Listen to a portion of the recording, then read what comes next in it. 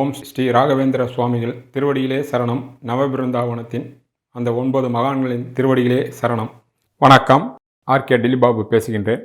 உலகத் தமிழர்கள் அனைவருக்கும் நீங்கள் அளித்து வருகின்ற மகத்தான ஆதரவுக்கும் அன்புக்கும் மிக்க நன்றி. நாம் இன்று பார்க்க இருப்பது குரு பயிற்சி பலன்களை பற்றி நாம் பார்க்க இருக்கின்றோம்.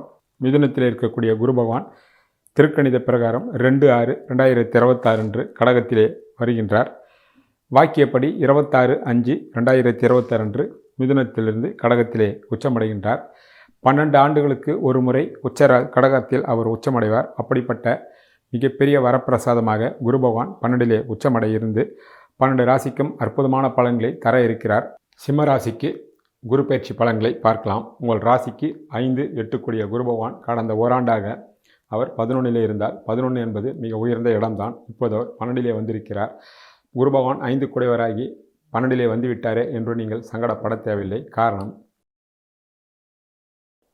அங்கே அவர் உச்சமடைகிறார். 5 குடையவர் 12 இருந்தாலும் உச்சம் என்பது நீங்கள் நினைவில் கொள்க. அதைவிட முக்கியமான விஷயம் என்னவென்றால், சிம்மராசிக்காரர்களுக்கு அஷ்டம சனி நடக்கிறது. அந்த அஷ்டம சனியை 12 உச்சமடைந்த குரு பகவான் பார்ப்பதினால் சிம்மராசிக்காரர்கள் அனைவருக்குமே உச்ச குருவின் பார்வையால் அஷ்டம சனியினுடைய தாக்கம் கிட்டத்தட்ட மிகப்பெரிய அளவில் 80% நீங்கள் காக்கப்படுவீர்கள் என்பதே மிகப்பெரிய ஆறுதலான விஷயம். 12 வந்திருக்கக்கூடிய குரு பகவான் எப்படிப்பட்ட பலன்களை வரக்கூடிய ஓராண்டு காலுக்கு சிம்ம ராசிக்கும் சரி, சிம்ம லக்னத்துக்கும், ஆண்களுக்கும் பெண்களுக்கும் சகல வயது உடையவர்களுக்கும் தரப்போகிறார் என்பதை பார்க்கலாம். அடுத்தபடியாக அவருடைய திருப்பார்வை 4ஆம் வீட்டிற்கு கிடைக்கிறது. அதனால் ஏற்கக்கூடிய பலன் 7ஆம் பார்வையாக 6ஆம் வீட்டிற்கும், 9ஆம் பார்வையாக 8ஆம் வீட்டிற்கும் கிடைக்கிறது. அதனால் ஏற்படக்கூடிய பலன்களும் மற்ற வீடுகளுக்கும் இந்த குரு பகவான் சிம்ம ராசிக்காரர்களுக்கு எப்படிப்பட்ட பலன்களை தரப்போகிறார் என்பதை பார்க்கலாம். முதலில் அவர் உங்கள் ராசிக்கு 5, 8 குடையவராகி 12 உச்சமடைந்து இருப்பதனால் 12ஆம் இடம் என்பது இடமாற்றம், வெளியூர், வெளிநாடு, அடிக்கடி பயணங்கள், இன்ப சுற்றுலா, சொகுசான வாழ்க்கை எல்லாம் அனுபவிக்கக்கூடிய இடம். அவர் அங்கே உச்சமடைந்திருப்பதினால் அந்த பலன்கள் எல்லாம் பெரிய அளவிலே உங்களுக்கு கட்டாயம் கொடுப்பார். அவர் 5 குடையவராகி அவர் உச்சமடைவதால் பிள்ளைகள் வகையில் நிச்சயமாக உங்களுக்கு சுபவிரயங்கள் கட்டாயம் காத்திருக்கிறது. வெளியூர் செல்ல வேண்டும் என்பது நினைப்பவர்களுக்கு, படிப்புக்காக ஹாஸ்டலில் தங்க வைப்பவர்களுக்கெல்லாம் நிச்சயமாக குடும்பத்தை விட்டு பிரியக்கூடிய சூழ்நிலைகள் உண்டாகும். தாராளமாக நீங்கள் அனுப்பி வைக்கலாம். வேலைக்காகவும் தொழிலுக்காகவும் வெளிநாடு முயற்சி செய்வர்களுக்கு அது தாராளமாக அப்படிப்பட்ட உங்களுடைய எண்ணங்கள் எல்லாம் ஈடேறும். குடியிருப்பு மாற்றங்கள் நிச்சயமாக உண்டாகும். அல்லது பெரிய தொழிலதிபர்களாக மற்றவர்களாக இருந்தால் அலுவலக மாற்றங்கள் ஏற்படும். வரக்கூடிய ஓராண்டில் ஏதோ ஒரு மாற்றங்கள் உங்களுக்கு இடம் விட்டு இடம் பெயரக்கூடிய வாய்ப்புகள் எந்த வயதுடையவர்களாக இருந்தாலும் கூடுமான அளவுக்கு அது நடக்கும். தசாபுதி சாதகமாக இருந்தால் அத்தனையும் சுபவிரயமாகவே நடக்கும். குறிப்பாக பிள்ளைகள் வகையில் உங்களுக்கு சுபவிரயமே நடக்கும் என்பதே 12 வந்திருக்கக்கூடிய குரு பகவான் தரக்கூடிய பலன்களாக ஆகும். அவர் இயற்கை சுபகிரகம் என்பதால் கிட்டத்தட்ட உங்களுக்கு ஆகக்கூடிய அத்தனை செலவுகளும் குடும்பத்திற்காகவும், குழந்தைக்காகவும், தான தர்மங்களுக்காகவும், ஆன்மீக சம்பந்தமாக தெய்வ அருளை பெறுவதற்காகவும் புனித யாத்திரைகளுக்கு செல்லக்கூடிய அமைப்பாகவே இருக்கும் என்பது மிக தெளிவு. ஆக 12ஆம் வீட்டில் குரு பகவான் வந்துவிட்டாரே என்று கவலை தேவையில்லை. அத்தனையும் சுபவிரயங்கள், சுப நிகழ்ச்சிகள் குடும்பத்தில் நடக்கும் என்பது அதனுடைய அடிப்படை அர்த்தமாகும். அடுத்தபடியாக அவருடைய பார்வை 4ஆம் வீட்டிற்கு கிடைக்கிறது. செவ்வாய் வீடு அவருடைய நட்பு. உங்களுடைய ராசிநாதன் சூரியனுக்கும் அந்த குரு பகவான் 5 குடையவருக்கும் மிக உயர்ந்த நட்பான செவ்வாய் வீட்டிற்கு குரு பகவானுடைய பார்வை கிடைக்கிறது. அந்த வீட்டிற்கு அவர் 2, 5 குடையவர் என்பதால் 4ஆம் வீட்டின் மூலமாக மிகப்பெரிய யோக பாக்கியங்கள் உங்களுக்கு காத்திருக்கிறது. கடந்த ஓராண்டாக 4ஆம் வீட்டிற்கு 8 மறைந்திருந்த குரு பகவான் உடல் ரீதியான தொல்லை, படிப்பிலே பிள்ளைகளுக்கு தொல்லை, சங்கடங்கள், படிப்பில் தடை, தாமதம், படிப்பில் பாதியில் விட்டது போன்ற எண்ணற்ற பிரச்சனைகள், வீடு, வண்டி, வாசல், வாகனங்கள் விற்பதில் தொல்லை, வாங்குவதில் தொல்லை, அக்கம் பக்கத்தாருடைய போட்டி, பொறாமை, பிள்ளைகள் வகையில் சங்கடம் என்று எண்ணற்ற பிரச்சனைகள் நடந்தது என்பதே அடிப்படை விஷயமாகும். அப்படிப்பட்ட 4ஆம் வீட்டின் மூலமாக எந்தெந்த சங்கடங்கள் எல்லாம் நீங்கள் அனுபவித்தீர்களோ அதெல்லாம் உங்களை விட்டு விலகும். உடல் ஆரோக்கியம் அற்புதமாக இருக்கும். படிக்கின்ற மாணவிகள் கல்வியில் நிச்சயமாக தங்கு தடை இல்லாமல் படிப்பார்கள். அஷ்டம சனியால் தடைப்பட்ட கல்வியெல்லாம் மிக மிக பூர்த்தியாக இருக்கும். தாயின் மூலமாகவும், குறிப்பாக பெண்களுக்கு தாயின் மூலமாக பலவித நன்மைகளும் யோகங்களும், அதாவது பொன் பொருளோ அல்லது சொத்து சுகங்களோ அல்லது அன்பான ஆதரவோ ஏதோ ஒன்று தாயின் மூலமாக நிச்சயமாக கிடைக்கும். காரணம், 4ஆம் வீட்டை பார்க்கக்கூடிய குரு அந்த வீட்டிற்கு 2, 5 கூடியவர் என்பதால் பெண்களுக்கு எல்லா விதமான நன்மைகளும், யோகங்களும், சகோதர ஒற்றுமையும் நிச்சயமாக கிடைக்கும் என்பது அடிப்படை விஷயம். 4ஆம் வீட்டின் மூலமாக எந்தெந்த நன்மைகள் உள்ளதோ அத்தனை நன்மையும் இந்த குரு பயிற்சியின் மூலமாக சிம்மராசிக்காரர்கள் கட்டாயம் அடைவீர்கள். குறிப்பாக இடமாற்றம் என்று சொன்னேன். புதிய வீட்டிற்கு குடிபோவது, புதிய வாகனங்களை வாங்குவது, பழைய சொத்துக்கள் இருந்தால் அதை விற்றுவிட்டு புதிய சொத்துக்களை வாங்கக்கூடிய அமைப்பு, இன்ப சுற்றுலா போன்ற எண்ணற்ற நல்ல விஷயங்கள் கட்டாயம் நடக்கும். தாராளமாக நீங்கள் அதை எதிர்பார்க்கலாம். அடுத்தபடியாக அவருடைய பார்வை 6ஆம் வீட்டிற்கு கிடைக்கிறது. 6ஆம் வீட்டிற்கு அவர் விரையாதிபதி 3 என்பதனால் 6ஆம் வீட்டு பலனை குரு பகவான் அதிகப்படுத்துவார். கடனை அதிகப்படுத்துவார். அது சுபகடங்களாக எடுத்துக்கொள்ளலாம். எதிரிகளையும் அதிகப்படுத்துவார். அந்த எதிரிகளை நீங்கள் வென்று உங்களுடைய தன்மானத்தோடும் நீங்கள் யார் என்றது இந்த சமுதாயத்திற்கு காட்டக்கூடிய அமைப்புகளாக இருக்கும்.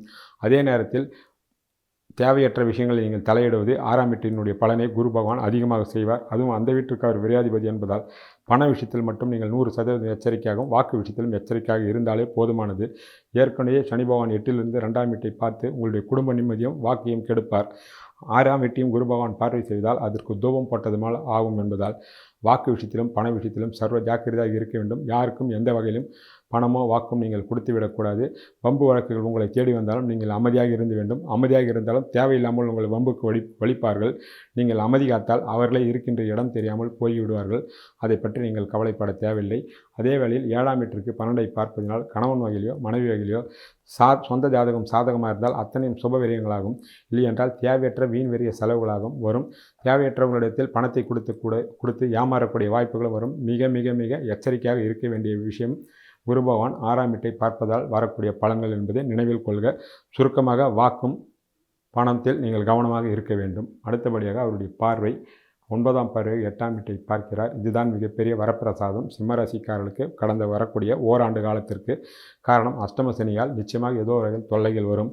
அது உடல் தொல்லையாக இருக்கலாம், பணம் தொல்லை, உத்தியோக தொல்லை, மதிப்பு மரியாதை கௌரவம் குறையக்கூடியது. இன்று எண்ணற்ற வகையில் அஷ்டம சனியில் நடக்கும் என்பது அனுபவபூர்வமான உண்மை. அதாவது நடக்காத காரியத்திற்காக பணமும் உழைப்பும் செலவிடுவது என்ற எண்ணற்ற சங்கடங்கள் வரும். அதெல்லாம் இந்த குரு பகவான் தடுத்து நிறுத்துவார். பல வகையான கஷ்டங்களை அவர் குறைப்பார் என்பதே அடிப்படை உண்மை. அவருடைய பார்வை 9ஆம் பார்வையாக 8ஆம் வீட்டிற்கு கிடைக்கிறது.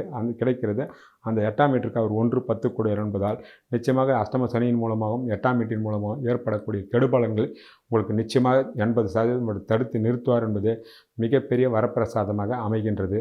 ஆக 11ல் இருந்தது காட்டிலும் 12ல் குரு வந்து விட்டாரே என்று நீங்கள் சங்கடப்பட வேண்டிய அவசியமில்லை.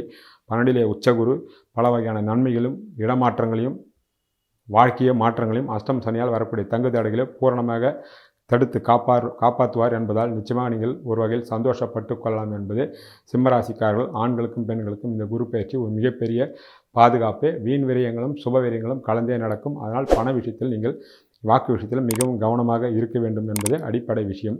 மற்ற வீடுகளுக்கும் அவர் எப்படிப்பட்ட பலன்களை தருகிறார் என்பதை இப்போது நாம் பார்க்கலாம். 2ஆம் வீட்டிற்கு அந்த குரு பகவான் 4-7 குடையவராகி 2-11 இருப்பதினால் அவர் 12 இருப்பதினால் 2ஆம் வீட்டிற்கு சாதகமாக இருந்தாலும் 2ஆம் வீட்டை சனி பகவானெல்லாம் பார்ப்பதனால் வரவுக்கு மீறிய செலவுகளாகும் என்பதால் பண விஷயத்திலும் வாக்கு விஷயத்திலும் மிகவும் எச்சரிக்கையாக இருக்க வேண்டும். அதே நேரத்தில் தான் வீட்டிற்கு 12 இருக்கக்கூடிய குரு பகவான் பணம் உங்களுக்கு பற்றாக்குறை நிச்சயமாக வராது. பணம் எவ்வளவுதான் வந்தாலும் செலவு ஆகிக்கொண்டே இருக்கும், மறுவகையில் வந்து கொண்டே இருக்கும் என்பதே அடிப்படை விஷயம். பணம் வந்து கொண்டே இருக்கிறது என்பதால் நீங்கள் தாராளமாகவும் தேவையற்ற வீண் விரைய செலவுகளை நிச்சயமாக தவிர்த்தாலே போதுமானது. 3ஆம் வீட்டிற்கு குரு பகவான் 3-6 கூடியவராகி 3-10 இருப்பதினால் இளைய சகோதரருடைய வாழ்வில் வளங்களும் வசந்தங்களும் வீசும். அவர்களுக்காக கடன் வாங்கி தருவதோ மற்ற விஷயங்கள் நீங்கள் உறுதுணையாக இருப்பதோ அவருடைய வாழ்க்கைக்கு நிச்சயமாக நல்ல பலன்களை தரும். 3ஆம் வீட்டிற்கு 10 இருப்பதினால் ஒரு சில பயணங்கள் உங்களுக்கு பெரிய லாபத்தையும் விஐபிகளுடைய தொடர்பையும் பெரிய மனிதர்களால் உங்களுக்கு லாபமும் எதிர்கால முன்னேற்றமும் கட்டாயம் அமையும். 5ஆம் வீட்டிற்கு அவர் 1-4 கூடியவராகி 5க்கு அவர் 8லே உச்சமடைந்து இருப்பதினால் பிள்ளைகள் வகையில் நிச்சயமாக சுபவிரய செலங்கள் காத்திருக்கிறது. அது படிப்பு, குழந்தை பாக்கியம், திருமணம் என்று எண்ணற்ற நல்ல விஷயங்களுக்காக கடன் வாங்கக்கூடிய சூழ்நிலைகள் உண்டாகும். அத்தனையும் அது சுபவிரயங்களாக எடுத்துக்கொள்ளலாம். அதே வேளையில் 5ஆம் வீட்டிற்கு 12ஐயும் 2ஐயும் பார்ப்பதனால் பிள்ளைகள் படித்துவிட்டு வெளியூர்களுக்கோ வெளிநாடுகளுக்கோ சென்று சம்பாதிக்கக்கூடிய வாய்ப்புகளும் கட்டாயம் உண்டாகும். குடும்பத்தில் பொருளாதார முன்னேற்றமும் அதன் மூலமாக வளர்ச்சியை நோக்கி பல குடும்பங்களில் போகக்கூடிய சூழ்நிலைகளும் இந்த குரு பகவான் நிச்சயமாக தருவார். 7ஆம் வீட்டிற்கு அவர் 6லே மறைவதனாலும் 7ஆம் வீட்டு அதிபதி சனி பகவான் பார்ப்பதினால் ஒன்றும் பிரச்சனை இல்லை. கணவன் மனைக்குள் சுபவிரயங்களோ அல்லது தசாபுத்தி சரியில்லாதவர்களுக்கு வீண் விரிய செலவுகளோ வரலாம். ஆக கணவன் மனையும் சேர்ந்து திட்டமிட்டு குடும்பத்தை நடத்தினாலே போதும். 7ஆம் வீட்டிற்கு அவர் 6லே மறைவதால் ஒரு சில விஷயங்கள் கருத்து வேறுபாடுகள் வரும். நிச்சயமாக பேசி கலந்து எந்த விதமான யூகோ இல்லாமல் விட்டு கொடுத்து சென்றால் குடும்பத்தில் எந்த விதமான பிரச்சனையும் இருக்காது என்பது தெளிவு. 9ஆம் வீட்டிற்கு அவர் 4லே இருப்பதினால் தந்தையின் மூலமாக சொத்து சுகங்கள் வருவதற்கோ அல்லது பிதுர்ராஜ்ய சொத்துக்குள் வருவதற்கோ வாய்ப்புகள் உண்டாகும். அது மட்டும் இல்லாமல் 9ற்கு 4ல் இருப்பதினால் தந்தை வகையில் ஒரு சில நன்மைகளும் ஆதாயங்களும் லாபங்களும் வருவதற்கும் கூடுதலான வாய்ப்புகள் உண்டாகும். 10ஆம் வீட்டிற்கு 11ஆம் இடத்தை பார்ப்பதினால் தொழில் ரீதியான லாபங்களும் வெற்றிகளும் தொழில் ரீதியாக லாபங்களும் வெற்றிகளும் கட்டாயம் வரும். தொழில் முன்னேற்றத்தின் மூலமாக பலவிதமான ஆதாயங்களும் நீங்கள் எதிர்பார்க்கலாம். 11க்கு 2 உச்சமடைந்திருப்பதனால் மூத்த சகோதரர்கள் வகையில் லாபங்களும் முழு ஒத்துழைப்பும், அவருடைய வாழ்வில் வெற்றியும் வளங்களும் பொருளாதார மேன்மையும் பலருக்கு உண்டாகலாம். சிம்ம ராசிக்காரர்களுக்கு ஆணோ பெண்ணோ, அதாவது அக்காவோ அண்ணனோ இருந்தால் என்பதும் தெளிவு.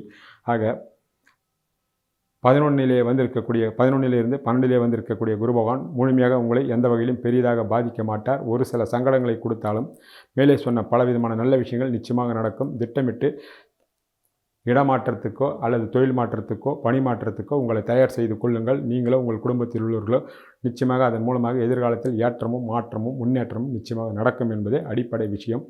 நன்றி, வணக்கம்.